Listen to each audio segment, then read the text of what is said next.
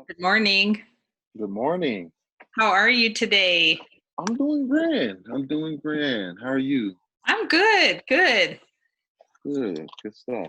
Well, before I introduce you, I want to take a moment to introduce the segment. Welcome, everyone. This is Takeover Tuesdays live on Facebook.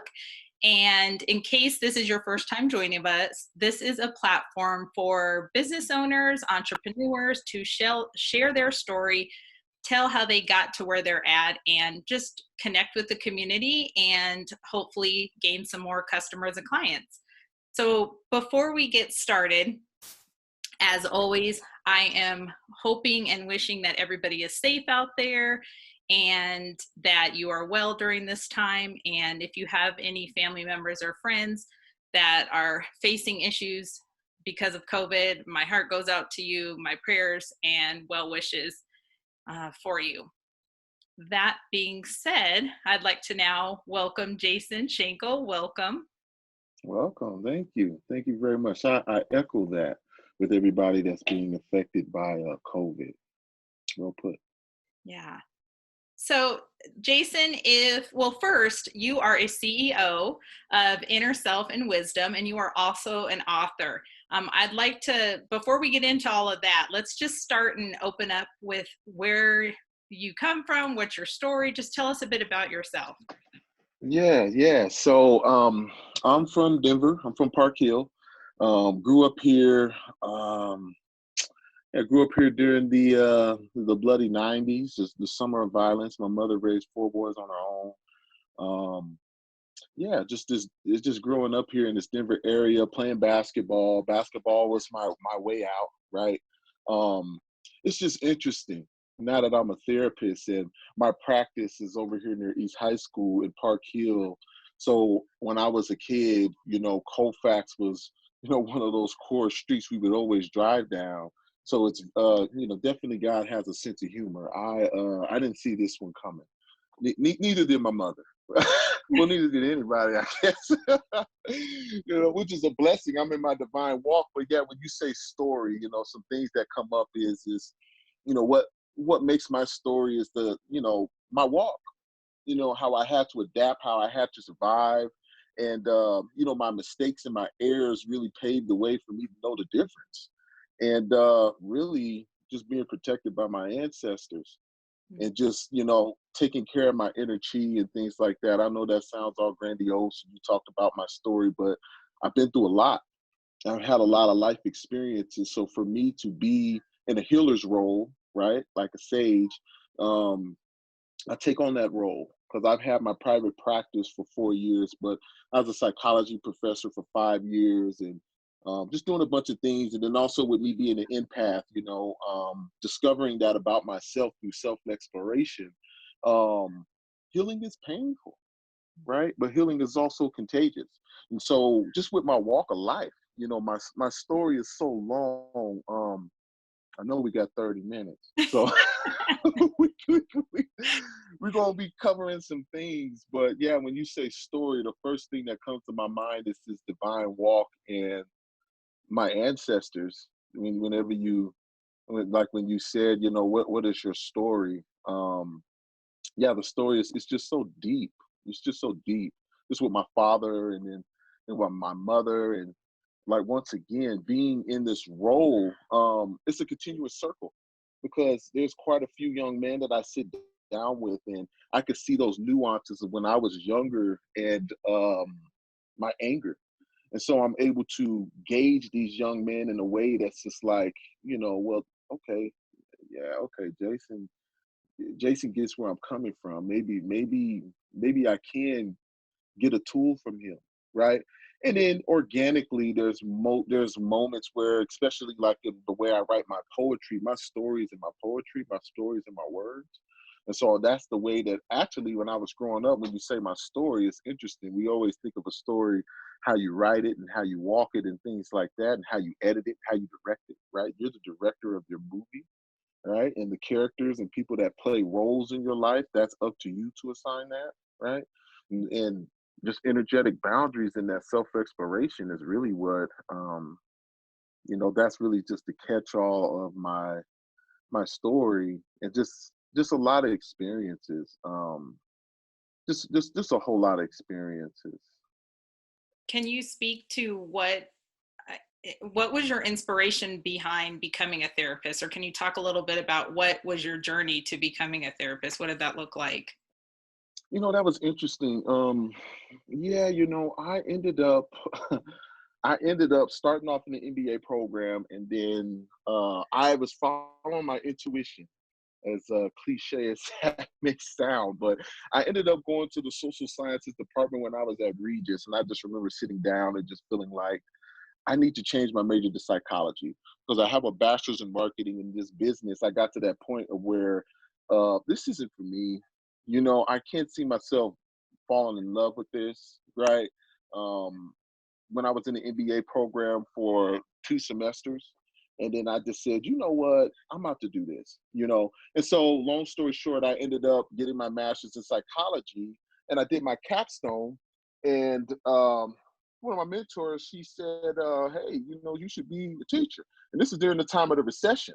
And I just said, if they paying me, yeah, let me I gotta get the moving. I'm already doing the things I need to do, and raising my kids and things like that. So ended up teaching psychology for 5 years and then becoming a community therapist for Excelsior, which is no more. I was working with doing community therapy and also working with sex trafficked young ladies and things like that. Granted, the place is closed now. So people that know Excelsior, they know the scope of Excelsior. And then, honestly, when I decided to become a therapist, it was almost like it chose me. One of my good friends that I ran into a long time ago, he was doing a workshop, and I ended up doing a workshop with Yaspa and with Janice Mackey, and I ended up walking out, and yeah, met a good friend, and he was a therapist. He was one of the first Black therapists that I knew. Randy Craven, and years ago. And that was the first time that I was like, wow, growing up, I'm just like, I never met a Black therapist. You know what I mean? And then it wasn't until actually how I got into this spot. My good childhood friend Mario Flowers, rest in peace. Um, he had came up with this private practice dream house, and I was like, wow, this is pretty deep. And I was one of the first to see his. I think I was the first to see his business plan, and just seeing him go, Jay, you know what I mean, like healing and all of that. And I've been on that. I was like, yeah, So that was actually the first time that I entertained that inner self and wisdom. I came up with that name a long while ago, and interesting enough, life took me down this road, and I ended up getting the name, and then I stepped away from it. Mm. And then I stepped away from it for about maybe a year or two because I was in survival mode. I was like, I don't have time to start this. And so, really, how it fell upon me is when I discovered doing self exploration and doing a lot of research within myself and just finding out, like, wow, I'm an empath. Okay. And then my name Jason is actually pronounced Jason because the J wasn't invented till the 16th century. But how you would have pronounced my name, it would have been Jason. Jason means healer.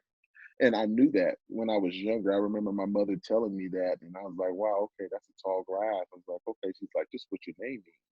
And I was like, okay. And so when you asked me what led me to become a healer, it was just really my divine walk, and I feel like it chose me. And for all the business owners out there, it's great when you get in that fourth year, but be honest. That first year, you're like, oh boy, you know. You check the parachute before you jump, and then you're going, wow. Because when I first started my practice, I was working 7 days a week, raising 2 kids on my own. So making that sacrifice and that drive of constantly going, okay, because I was working for the state. And to be honest with you, be transparent, you know what I mean?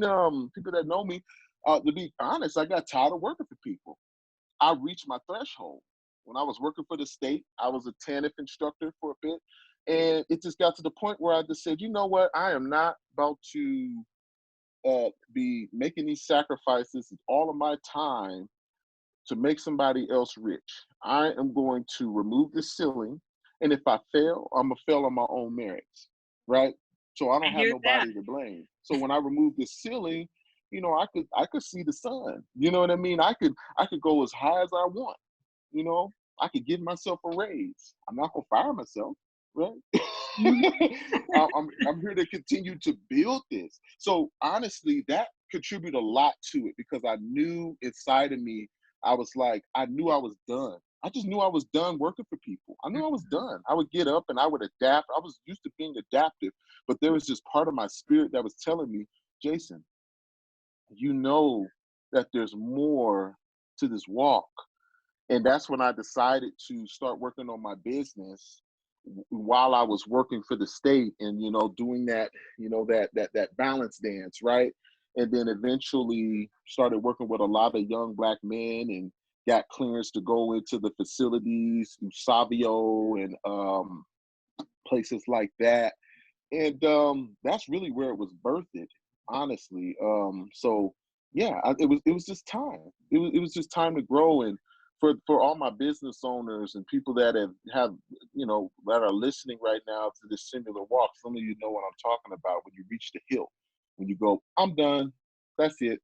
If I fail, it's on me. The things that they have me doing here, I'm not even being valued, right? This ain't even in my job description right now, right? That when you work there and then when you're saying things like that, you're just like, man, where's the respect, right? But then they go, this is a business, and I'm like, okay, touche. But when you have your own business, you know, you can mind your own practice the way you want. So peace. It was just a pursuit of peace. And then becoming a therapist. Yeah, my mother is very much like, wow, this is. She said, first time she sat in my office, she was like, wow, it's very humbling. She said, I knew you was either going to be famous or infamous. And not in that sense of, oh, people following me, because people that know me, I'm just me. I'm who I am. And just for my mother to be here and to say that and to be sitting here proud of me with my walk ending up like this, because it was so rough growing up. Nobody would have called this one. So I hear you. And I want you to get into that a little bit more. But before we do that, I noticed Anthony and Daniel are watching. And good morning, gentlemen. They're fellow listeners that tune in every week. So I appreciate you guys tuning in every week. They're also business owners. So I feel like this speaks to them, a lot of the stuff that you were talking about. But perfect, speaking perfect. to being Black and deciding you're going to be a therapist, you touched on that a bit as you were sharing your story. Can you expound on that more? What was that like? The journey, just starting the studies, even just studying to be a therapist, telling others that you're a therapist. What was that like being a Black male? Well, the thing is I'm marching to beat my own drum. And I'm a self-proclaimed historian, so I already know, as me being a black man, I know that I'm a king. And I know that my ancestral lineage and the melanin and the things that actually fuel my spirit, I'm connected to pharaohs and things like that. So I'm very in tune with know thyself. So when you say, how was my walk as a black man becoming a therapist, it was just me tapping into the greatness within and just actually having unconditional acceptance for the next phases and stages of my life. So for me to be a black therapist, I can't tell you how many times that there's people that actually have seeked me out because I was a black therapist. And a lot of black people, but also surprisingly quite a few white people. Because there are some people that go, hey man, I just want to sit down with somebody that is not going to hit me with the science dabble. You know what I mean? Which, when you ask me like the study of the things that I've gone through, I read a lot of books. And I'm also in the doctorate program at the University of Denver. I'm finishing up my doctorate in higher education. I should have that June of 2021. I just have a statistics class and I have to defend my dissertation and then I'll be Dr. Shankle. But as a lot of people know, when you're running, right, it seems like that finish line, it's like growing. You're just like, whoa, like that thing is, whew, it's growing. right? So with my studies, actually, so some of my background, and then a lot of respect due to Dr. Rio Leslie. He's one of my mentors. So I'm a certified family mediator, certified cognitive behavioral therapist, certified motivational interviewing therapist, and certified addiction psychotherapist. So, and then also I've taken all my CAT classes. So I also was a addictions substance instructor for APS for 3 years. Could And you so, spell out what that means for those that don't know? as far as, what all the letters? Yes. Okay, so certified family mediator, oftentimes this is how we, with mediation, right? Anybody that has gone through a divorce or anything like that, or have had to do any parental allocation of responsibilities, oftentimes before the judge makes the decision, right? Because they go, hey, well, you can't be a big girl, big boy, so I'll make the decision, right? Before it gets to that phase, typically there is a mediation conference, right? I'm a certified family mediator. So that's when I come in and have one party sitting in my conference room, the other party sitting in my office. We go back and forth. Also partner up with Miles Johnson. He's a pretty good lawyer. Partner up with his office and do reintegration therapy. So the cognitive behavioral therapy part, that is my go-to modality because I specialize in bipolar, racial battle fatigue, trauma, right? But the ultimate thing here is just really specialize in healing, right? Because it looks different for everybody. So CBT is my go-to modality. So the main thing with CBT is thinking, acting, feeling. So it's evident that when you are trying to break trauma or a trauma loop, as it's called, a trauma loop. So a trauma loop is when things occur and it seems like this, almost like this Groundhog Day type of thing. It's just like if somebody was in a relationship and it seems like, man, it seems like I pick the same people, or it seems like I end up in this same situation, or when I have these depressive episodes, I always end up in this lament place. But those are called trauma loops, right? Which have trauma triggers, right? Cognitive behavioral therapy is a great modality to help with that self-talk and the critical voice. So that's the reason why CBT is my go-to. And nothing replaces being real, right? Right. And it's certified motivational interviewing therapists. These are just the styles of how to just do therapy. And really, even when I got that certification, I noticed, I said, man, I've been doing that my whole life. Compassionate listening, right? And being able to not just regurgitate what a person is saying, but being able to listen and actually say things back that's affirming in the conversation that makes the flow, right? Not to pry a person open, but just to get the person to process out loud, which complements CBT very well. And then certified addiction psychotherapist is pretty self-explanatory. It talks about the education of substance. And so when I was a substance instructor for APS, I would hold these classes. And actually, while I'm sitting here talking, wow, I've had a lot of students, high school and at the Community College of Denver, thousands of students. Sometimes I go somewhere and they like, oh man, professor, I'm like, oh man, I ain't even called professor in a minute. Like, because I do workshops now that I design myself, and I partner up with people and stuff like that. So that's where I get that the teacher fix right there. Although probably I wouldn't go back because I am content with where I am until something changes. But yeah, typically that's what that certification is. That's so it's evident I only put two behind my name instead of having this longer this strand of alphabet soup going in behind my name. I may have even missed two certifications, but that's here nor there. So that's what that means behind my name.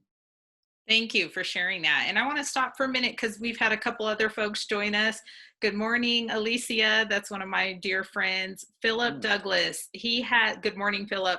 He says, what's the link that I can tap into? And we were going to get to that at the end, but I'd be glad we can share that out now.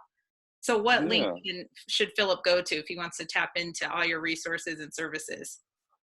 Yes. Or do you have or maybe you can type it in? Yeah, Or yes, okay, I'll okay, type it in the perfect, comments. perfect. So it is it's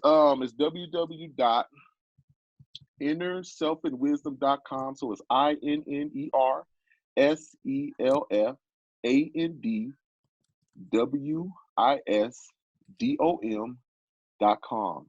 And so that is my that's my therapist website. When you go there, click what you want to do is services. It breaks down about other modalities that I use. Also use reality therapy.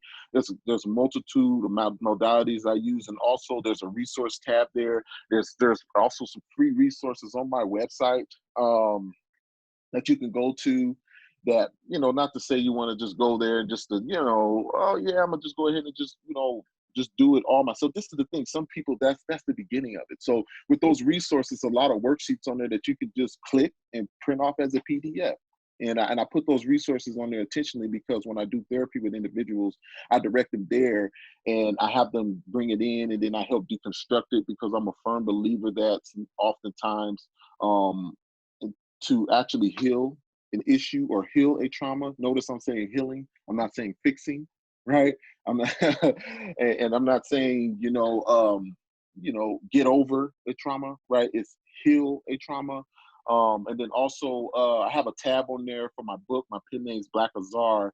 My website for my book, if you don't go through that tab, because that would just link it to the other one, it's just www.blackausar.com. That's BLACKAUSAR.com. And that's just, I just love poetry. So that's where that comes from. But yeah, feel free to go to my therapy website, look around, click on the resource tab and stuff like that. But yeah, that's how you can find a lot of these resources that I'm talking about. Yeah. And so when you have clients in right now, can you speak to, is there certain things you're noticing with the situation, the unique times we live in with COVID? Are you noticing different things or experiencing different things with your clients? Yeah, yeah, of course. So, it's evident that, it's like the cyber world, right? We have a lot of people that, it's evident. I mean, which, it's very sensible, right? But we have COVID going on, so there's a lot of people that don't want to come in, and they do FaceTime duel and things like that. But it's evident we're in a world where we can shoulder that, right? And Mhm. so, yeah, just what I've seen is a lot of people that, they're continuing to work on their lives, and a lot of this, with them having to be in the house, it's also brought some things to the surface to them, because it's made them go, wow, I need to work on this. Or wow, I didn't know that this was in my garden. So when you hear me say garden, this is an analogy I use. It's, we need the light in the dark, because we are watering seeds whether you know it or not, right? And if you don't water a seed, it's evident it will take the soil. The soil is you, right? The garden is the ultimate, place inside of you, right? And so these seeds are going to be watered, whether they're watered by rain or tears. And oftentimes it's going to be both, right? And so that's kind of my model there. So my analogy is there's a lot of people, you know, taking a look at the garden, and they're going, well, damn, I don't even like tomatoes. Why do I plant tomatoes in my garden? Right? And these tomatoes could be anger, right? Because really what anger is manifested hurt. We always see the end result of it, right? And it's evidently when it turns into rage, that's something more grandiose, right? But oftentimes that's what I'm seeing with a lot of individuals. Just, there's this awakening in some individuals, so it's not like they're a lot of people are just in emergency simply because they're going, oh, COVID, I don't want COVID to get me, and this all of this, these things like that, although that does come up. But this is the thing, if you're in the house, and it's just sensible, you're doing what you're supposed to be doing, right? Mhm. That would also speak to self-talk, because now it's you, right? Yeah. This is, yeah, it's you. And then also relationships. This is also testing relationships, right? I mean, it really is. And some people are like, man, I love you. I don't want to be up under you all day. right? I don't want to, you know what I mean? So Oh, absolutely. it's yeah, it's a real thing. It's a real thing. For some people, it's made them even closer. I'm really close to my kids already, and my family, and then this bond and this thing that's even making us even more glued together and things like that. So there's some positive attributes in some of these pieces because it's all up to your worldview, right? How you take it in.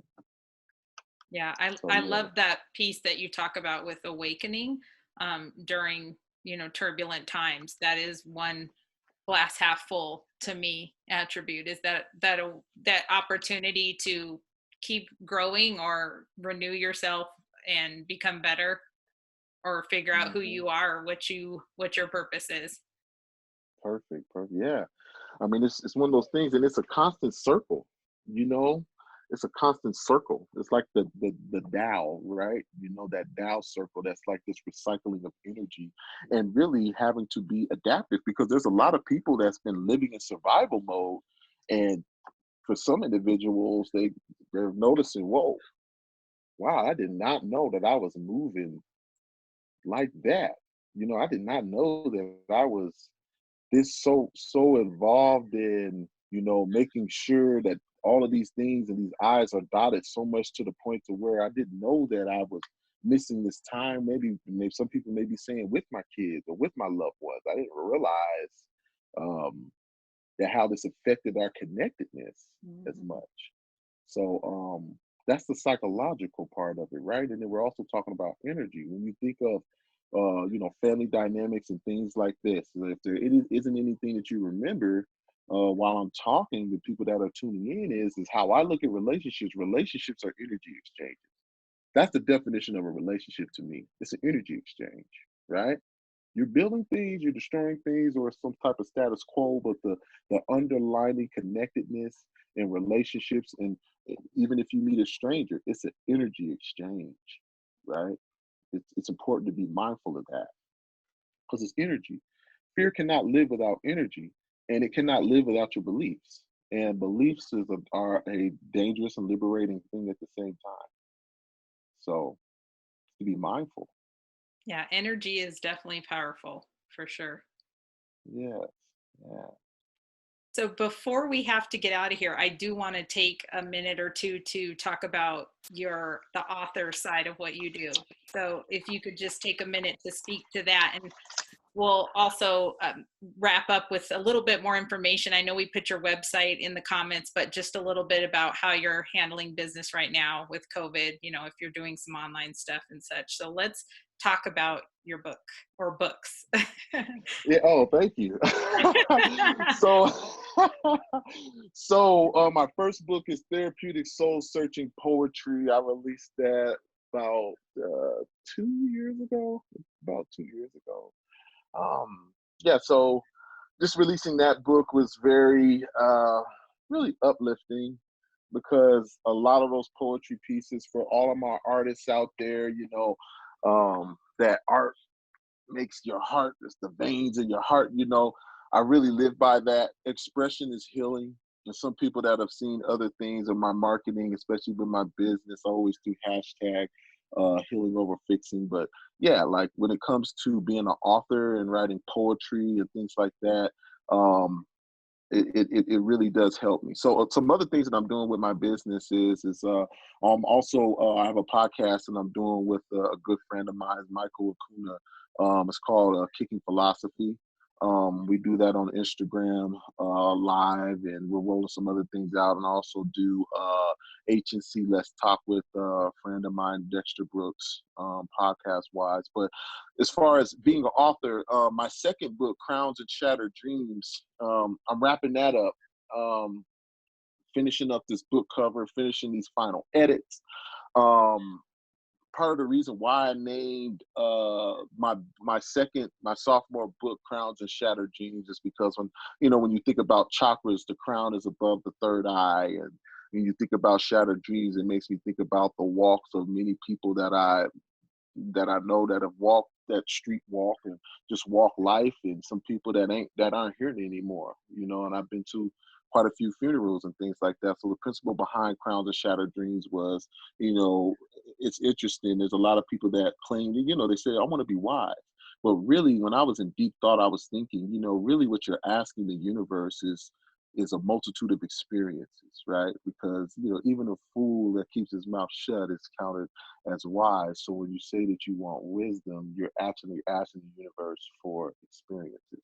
And this is the reason why I named the title of that book that. And so I guess it's evident I'm an author, so I do have some material. So what I want to do is read one poetry piece from this upcoming book. Nobody's heard it. It's called Spelling Words. And so this is kind of one of those pieces where, it's a lot of pieces that are my favorite in here. But I'm going to read this piece from Crowns and Shattered Dreams because you asked me about the authorship things and what I'm doing, and this is my love. Okay, so I'm going to read this quick piece real quick. Thank you. It's called, yeah, no problem. It's called Spelling Words, right?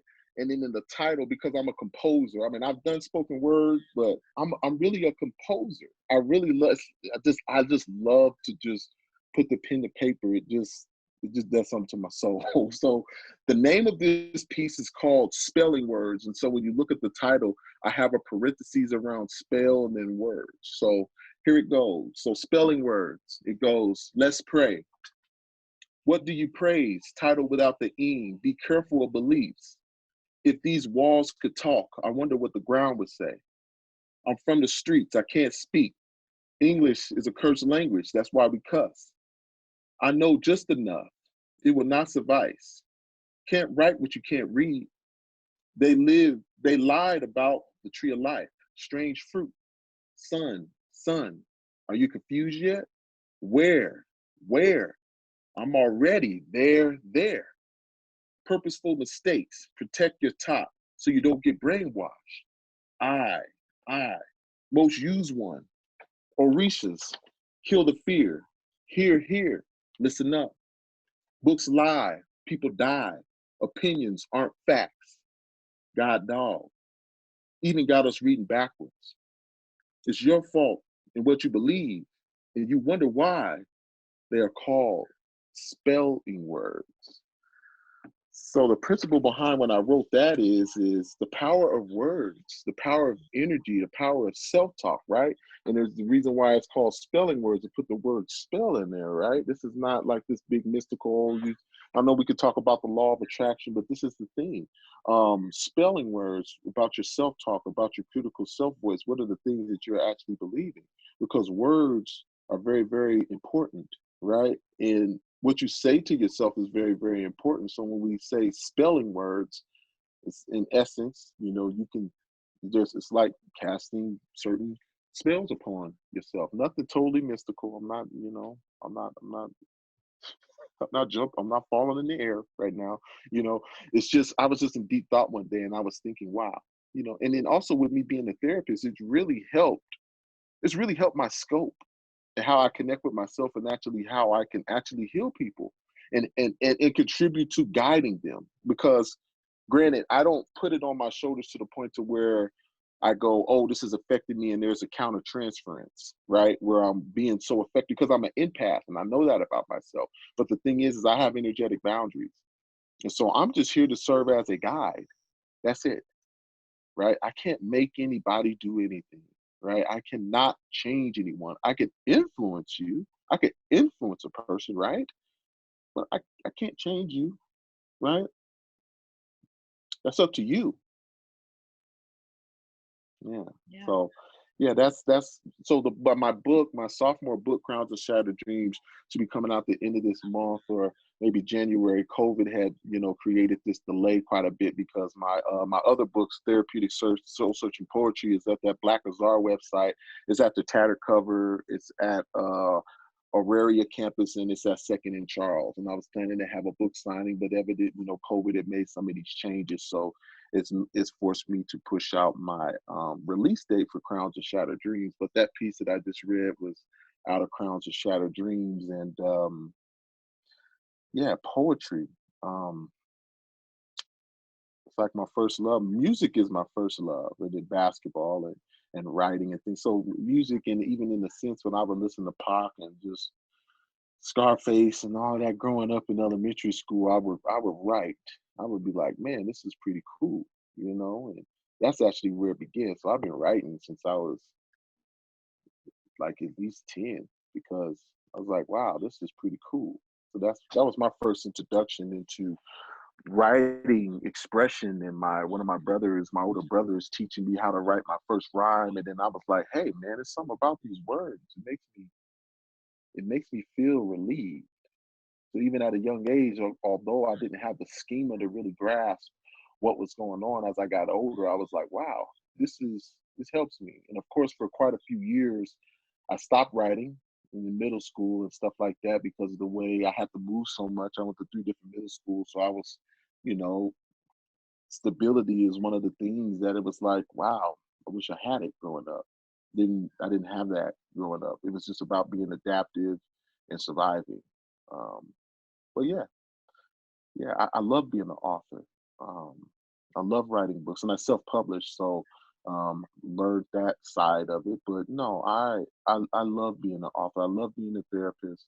Uh, I really love being an author because that is how I can show nuances and things about me, and it's something I created. So Yeah, yeah. I love it. Well, and my form of therapy is often doing writing, like you said, music. I think for a lot of folks. So those things to me are healers in themselves sometimes, Mm, true, true, very you know. true, So to me, it's all connected. very connected. And I will definitely need to pick up your book when it's out because gosh, I would love to go back to that. That's one of those poems you need to read over and over and over just because there's so many powerful things that at least when I was picking up on those lines, a lot of play on words and things. So I can't wait to check it out when it's finally released. Yes, yes, thank you. I appreciate the support. Thank So you. I know we have put your website on in the comments. Is that the easiest way to reach out to you, or is there any other platform or email address? I'm assuming that your email, I think, is listed on there. Yeah, my email is listed on there at the bottom and things like that, but you can also put it on this website as well. And it's and my number, I have a business line too. So for individuals that, go to the website. So my business number for my therapy practice is 720 Uh-huh. 651 2556. Okay. And my email is just jason at innerselfandwisdom.com.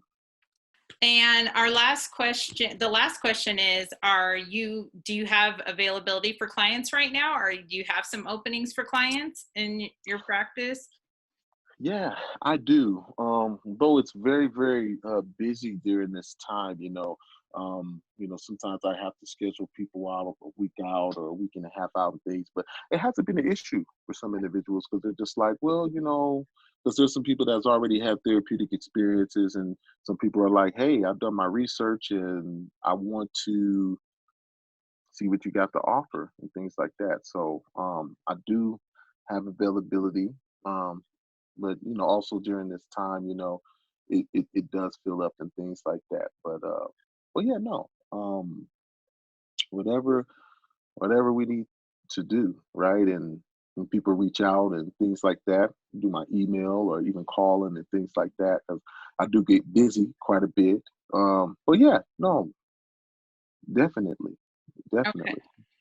Well, gosh, Jason, you are a wealth of talent and knowledge and experience, and it has been a pleasure with you sharing your story today. And are there any final thoughts that you'd like to share with listeners? Just thank you, Jessica, for having this platform right now, especially in times like this. And as we talked, and the things that you're building out with this is very brilliant. I like how you're putting this together, and it's connectedness. So I guess the last thing that I would leave people with is just healing is contagious, and this is the thing. It starts with you. It really does start with you in your walk, and I'm not hear it go, oh, just think positive, it'll go away. But it's not about getting over it; it's getting through it, right? And just being mindful of your energy, um, and just remember that how you know you're healing correctly is when you do feel pain, um, because when you touch things that are traumatic inside of you that you have not healed or confronted, some people get scared because they go, "Oh, this hurts too much." As a therapist, because I've had people ask me that in the past, like, "How you know you're doing it right?" And some people will say, "Man, that's oxymoron. If I'm feeling healed, shouldn't I feel good?" But if there's a scar and you're ripping a scab off, you're going to react. So healing is like a tree. The branches is depression, anxiety.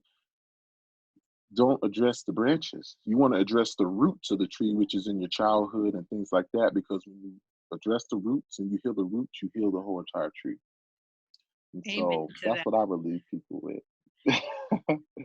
Thank you. That was beautiful. Thank you. Right on. Thank you. Well, we are about up for time. Thank you for joining us today at Takeover Tuesdays. We're going to be back same time, same place next week on Tuesday. And until then, I wish you nothing but safe and health. And I want to thank our therapists, because you keep us going too during this time. Healthcare workers, of course, nurses, doctors, the anyone who's on the front lines, store clerks, UPS workers, FedEx. I mean, the list goes on, but everybody's doing their part to keep us going and thriving. So thank you very much. And we look forward to seeing you on the next Takeover Tuesday. Until then, Right on. stay inspired and stay well. Thank you.